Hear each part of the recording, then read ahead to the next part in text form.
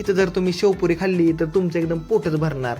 नवीन झालेलं हॉटेल गुरुकृपाला बघत बघत आम्ही निघालो लोणला.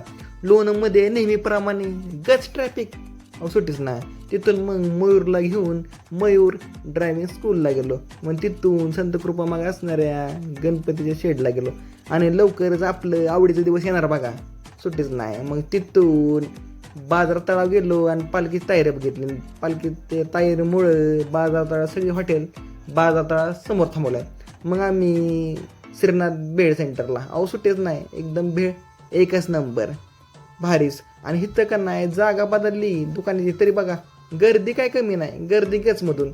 नंतर आम्ही आमच्या आवडीची बघा फुल गचमध्ये अशी शेवपुरीची ऑर्डर दिली. जर इथली तुम्ही शेवपुरी खाल्ली तर कधी परत पाणीपुरीची ऑर्डर देणार नाही. फुल खतरनाक एकदम सजून बिजून आमची अशी शेवपुरी आली बघा. आणि चवना खतरनाकच, बोलूच नका. आणि मित्रांनो तुम्ही लोणमध्ये आला तर ही श्रीनाथ यांची वलीबेंड पाणीपुरी खावा बघा.